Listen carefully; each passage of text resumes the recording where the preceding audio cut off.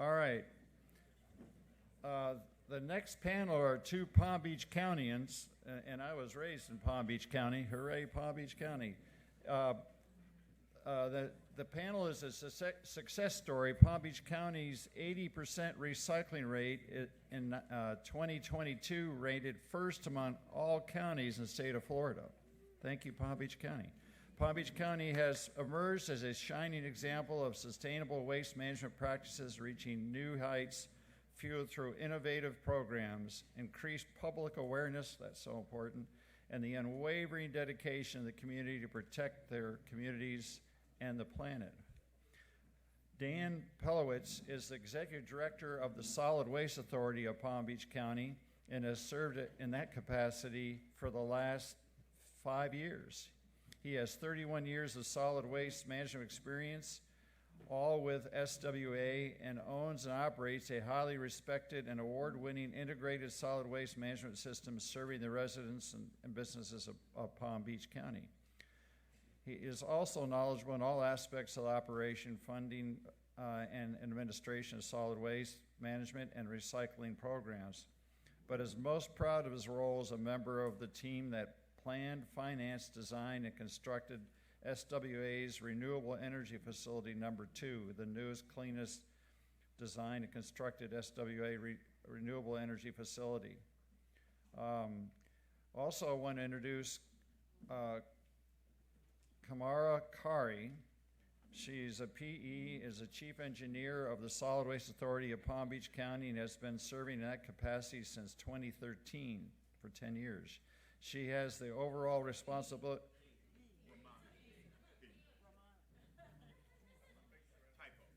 Oh. Thank you.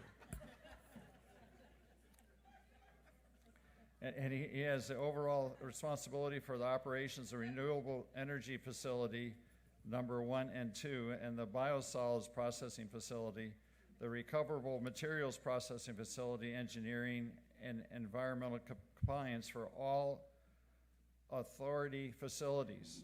Authority facilities, that's the type of public affairs, education, and recycling. Mr. Kari has nearly 30 years of industrial experience, including 20 years as a consultant with leading all civil environmental engineering firms managing various solid waste management and civil and environmental engineering projects for public and private clients. I turn it over to, who's going to go first? Dan. All right, Dan. It's all yours. Thank you. Well, good morning, everybody. Very pleased to be here. This is for the second annual, I guess, recycling meeting for the two planning councils here. I'm pleased to be here for the reason it's established with the 75% state recycling goal. It eluded us for a very, very long time. And we are very proud to have first exceeded it last year, being the second highest recycler in the state, or 2 years ago, and now with the 80% recycling rate leading the state in recycling. Thank you. We're very proud of that, particularly because we're a large county, and large counties it's much more difficult for a large county to be able to achieve those types of lofty goals. I have to thank, obviously, the residents and businesses of Palm Beach County for really working hard and working with us in recycling as much as they do. I have to thank our private sector partners who process large amounts of vegetative waste and construction demolition debris. It's a very important, I think, I'll show you that it's important to us as well. We all think about recycling as what goes on at the curb, but there's a lot more beyond what goes on at the curb that contributes to that. While that may not seem as sexy as some of the other stuff, all that material, if it wasn't separated, would end up in a landfill. We have a relatively small landfill. In the absence of our recycling and waste energy programs, it would have been full probably 15 years ago. And we would probably be loading up garbage into trucks and hauling it to our friends at WM in Okeechobee County or somewhere else. So we're very proud of this system. I'd like to thank, obviously, our board that has always supported us and obviously my dedicated staff as well. So, moving on. So in Palm Beach County, in 2022, we achieved an 80% recycling rate, 51% traditional recycling, which was an increase over the prior year, and we're very proud of our ability to do that on the traditional side. We also received credits for a waste energy facility for converting solid waste that would otherwise be entombed in a landfill into clean renewable energy that goes onto the grid and sold to Florida Power and Light. We talk about the recycling rate is calculated by the state. It's a very complicated formula. Our focus really is on waste diversion. So if you look at the bottom number on that page, you see we have an excess of a 77% landfill diversion rate. So that's 23% of waste in Palm Beach County going into a landfill. That's a lot different than most of the United States. It's more consistent with European performance in terms of their systems, which they have a very, very anti-landfill approach. And that approach leads them to these types of diversion rates, and we're very pleased to be able to achieve that diversion rate. So what is our system? As you've heard repeatedly, we have a dual stream curbside program and commercial program. We've had this program in place for almost, well, the better part of 30 years. While the industry was moving towards single stream for the reasons that have been identified, obviously safety reasons and collection efficiency primarily. We have always concluded that keep having the residents participate in the separation process is beneficial to us. It generates very clean material, which has enabled us to sell material into the market in all markets. Obviously, the only fluctuating factor there is we're always able to move material. The difference is what you get paid for it. But I think we've all heard today that we don't recycle because it makes money. We recycle because it conserves resources and minimizes the amount of waste going into landfill. So that's really what our approach is just feeding the circular economy as much as possible. We have found over the years that the quality of the material is higher in dual stream, that we get higher value for our commodities. The materials move in any market, as I've said. We do this through a combination of long-term sales contracts on the fiber side. So we have contracts with brokers to move fiber into the market, and Romana will talk about that in a little bit. And for the other materials, the containers, we do a monthly bid. One of the unique factors that we have the authority have is that we market our own material. So back when we first started into this, we had the operator market the material. We took over that responsibility 25, almost 30 years ago, because we found that sometimes the interests of the operator of the facility didn't align with ours. And so for that reason, we have adopted a program at our facilities where we have performance guarantees that we maintain. The operator is required to meet those performance guarantees, and then we market the material. And that's worked for us. It doesn't mean it can't be done a different way. And the next is this. And so I think you've heard this before. This is what contributes to our recycling rate in Palm Beach County. The two big ones I'd like to point out are C&D debris and yard trash. C&D debris, as was stated by Dr. Townsend, in Palm Beach County is a big component. We have several C&D recyclers in the county who do a great job of recycling construction and demolition debris. We found that over the years, we originally had our own C&D processing facility. We found it was a better approach to have the private sector do that. So we do have a partnership with private sector to contribute to our recycling. And with that, I'm going to turn it over to Romana, and he's going to handle the rest of the presentation. Thank you.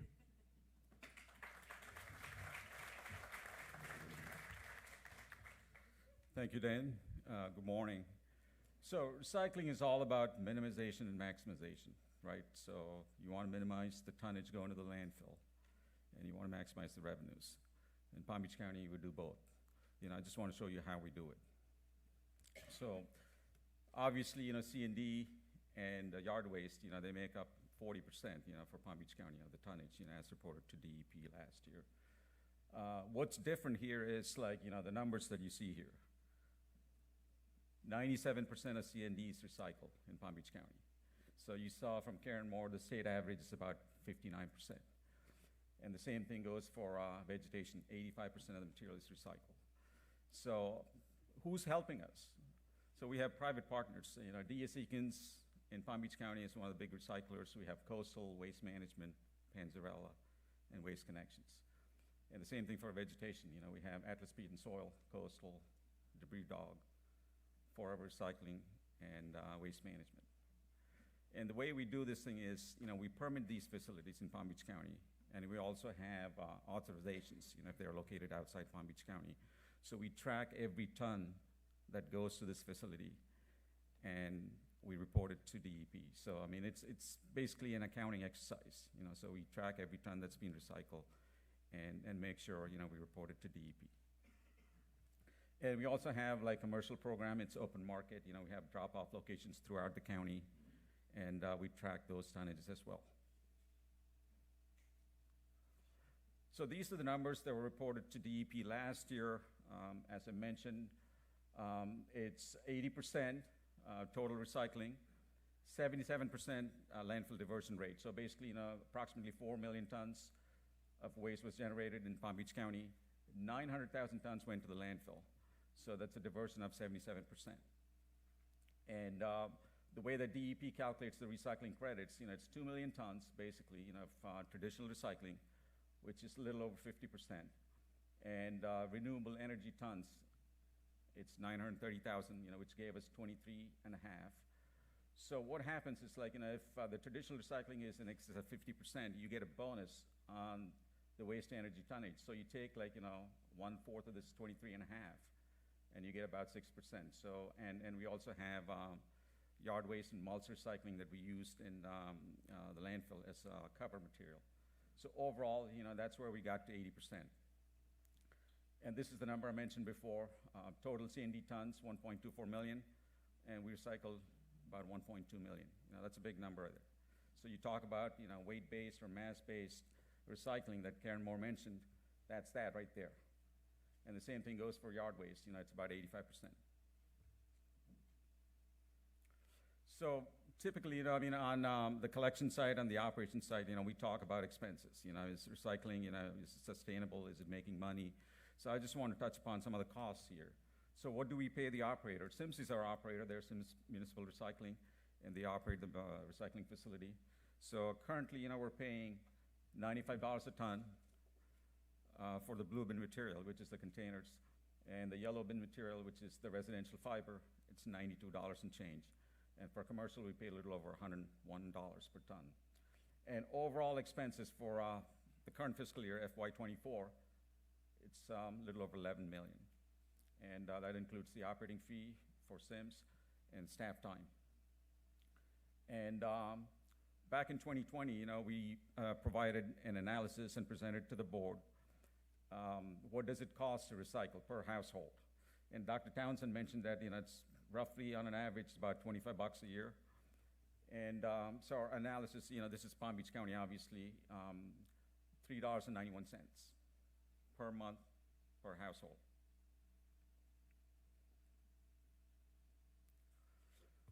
And Chris Perry touched upon this thing, and he had a great presentation earlier. You know, it's about public education and marketing.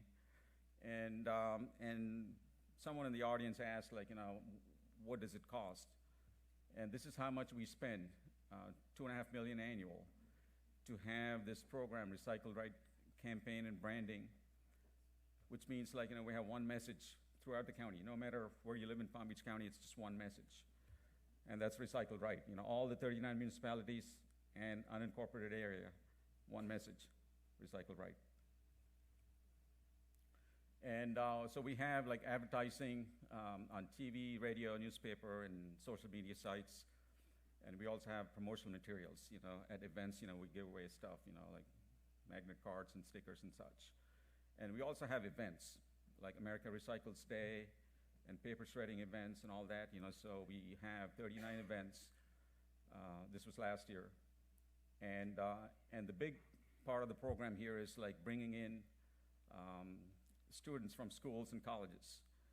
So we had more than 10,000 students through our system. You know, we showed them our facilities, what we do, sustainability, and how they can take the message, Recycle Right, back to their home and teach their parents. And obviously, we have commercial and public containers that I talked about, and we also have an app, Recycle Coach. So this is the breakdown for marketing costs. Our staff salaries and such, it's about 1.8 million.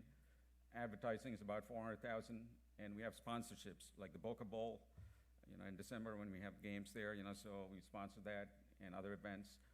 And we also have education materials and programs and supplies, and also promotional material. So that's the 2.47 million that I mentioned earlier.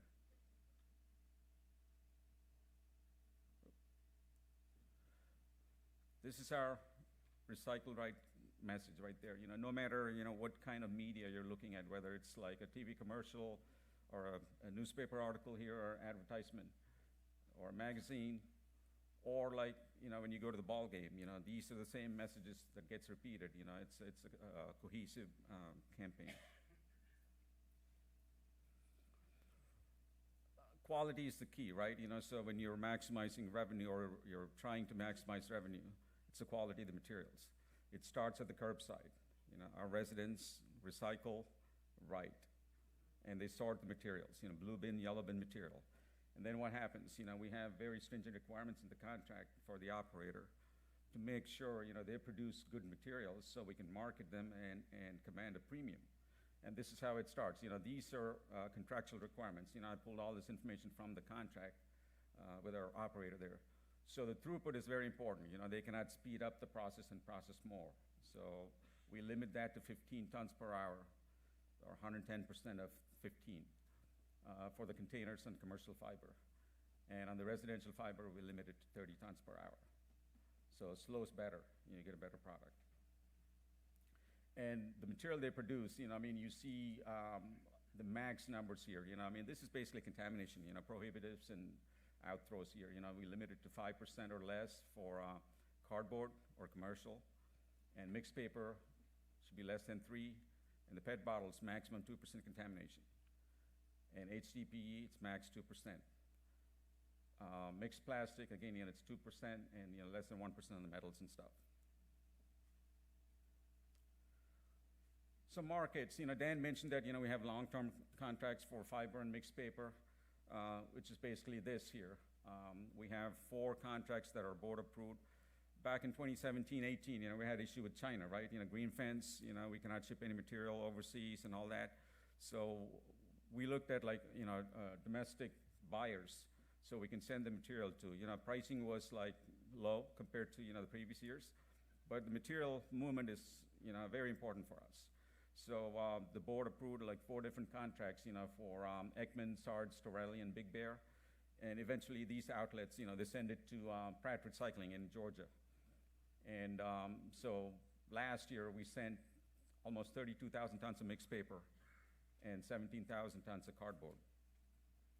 And plastics and aluminum and aseptic, we have monthly bids. So last year we sold 938,000 tons.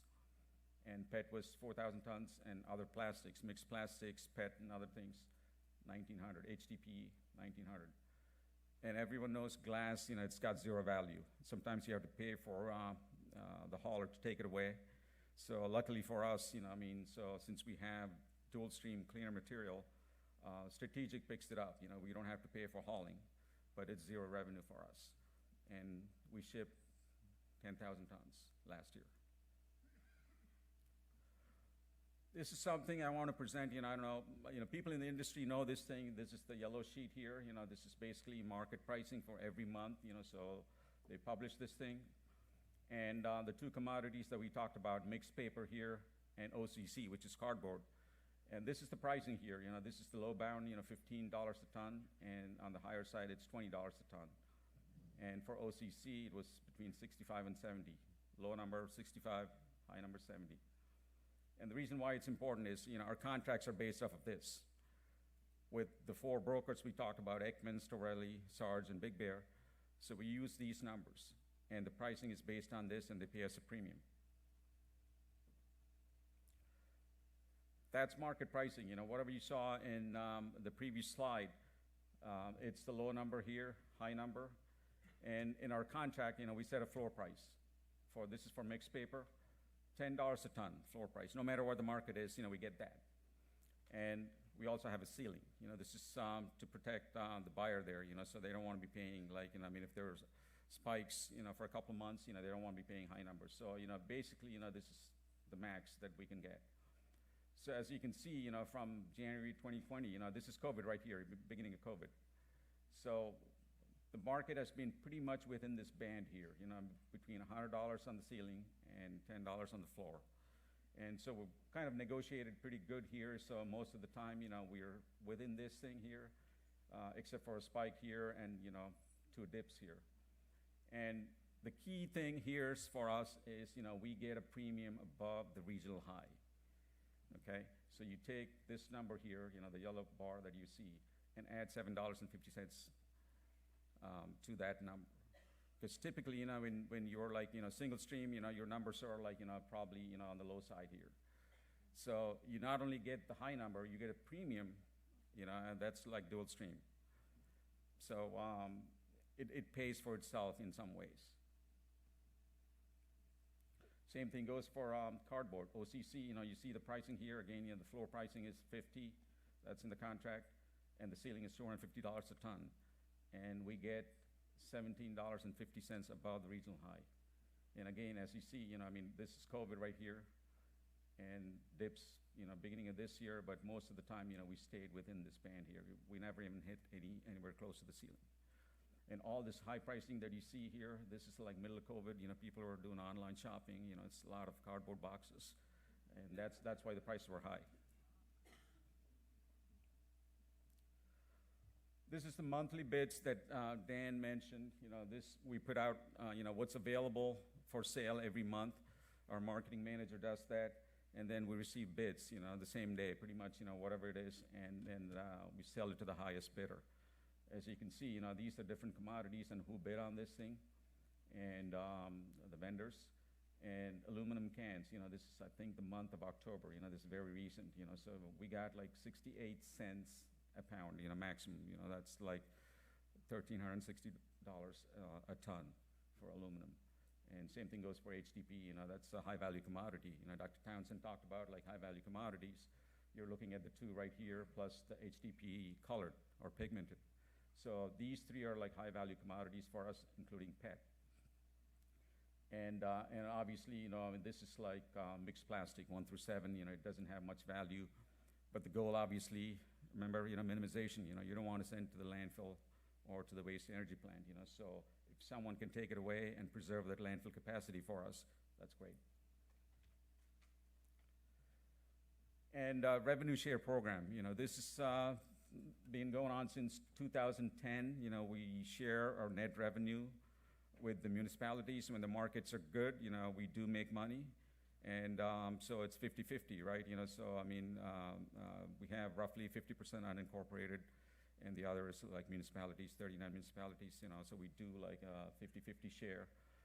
And since 2010, we shared $10 million with Palm Beach County municipalities. And I've listed the top 3 here. West Palm Beach has received $1.5 million since 2010 for their recycling efforts. Boca Raton, $1.5 million, and Delaware Beach, closing in on $1 million. And that's all I have. We'd be happy to take any questions.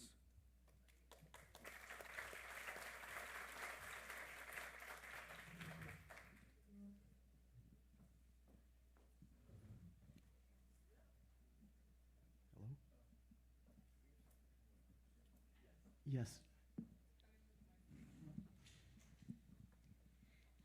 Hi, my name is Susan. I'm with the Climate Reality Project, North Broward, Palm Beach County chapter, also with the Sierra Club. And this is going back to the question of education, circling back. And what I wanted to find out is whether or not Palm Beach County Solid Waste Authority has partnered with any not-for-profits to help with the education campaign to reduce the cost of education. It's a win-win. Our organizations are constantly looking for ways to engage our volunteers. Broward Sierra has 5,000 members and supporters, 2,000 contributing members, and we've got perhaps 20 people who show up to a meeting. And we need to engage our members. This seems like a win-win. So for the Broward Solid Waste Authority, anybody here who's on the governing board, I urge you to please reach out to us, whether it's Sierra, Climate Reality. That's all I wanted to say. And find out whether or not you partnered in Palm Beach County. We don't, we're in Palm Beach County, we're heavily in the schools.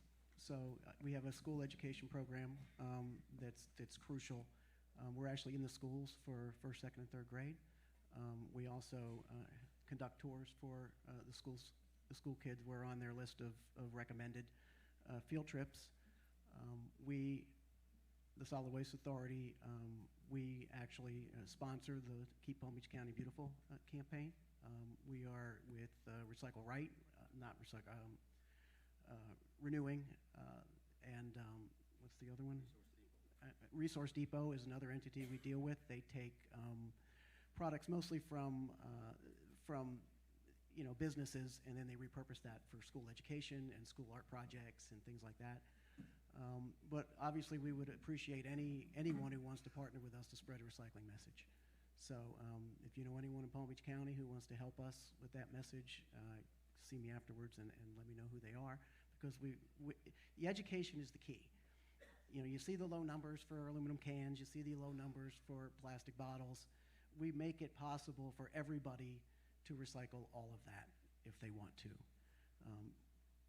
Why people don't is a mystery sometimes. We have noticed, obviously, in our residential program, some people's blue bins are overflowing all the time. Largely that's plastic bottles. For water bottles, we recognize that they're necessary sometimes, but overwhelmingly they're not, and we would encourage people not to use them. But we do now offer 3 different sizes of blue bins to help assist with that, so residents can call and ask for a larger one, and we do have larger sizes. So we're doing that as well. But I appreciate the comment, and again, if you have anyone you'd like to come see us, we'd be more than happy to meet with them. Yes. Thank you. Julie Dick with Miami-Dade County. I'm wondering, in transitioning to a dual stream, did your costs go up significantly compared to single stream? And then are you seeing greater emissions from having additional trucks on the road? Or I guess I'm wondering a little more about the operation, if you've had to add a lot of trucks to your fleet, and what those operational changes look like for dual stream versus single stream. Okay. So we were always dual stream, so we never transitioned. We did transition Lake Worth Beach from single stream back to dual stream at one point in time. That was a huge education effort, and we do have some information on that. If you'd like to see us, we can surely provide some background and information on transitioning to dual stream. We use a split body truck, so it's one truck that's going out collecting both streams. So it's a split body rear load truck that does that. So it's basically the same volume as a single stream truck. The benefit of single stream is that really is you can use the same trucks that you use for solid waste. You can use them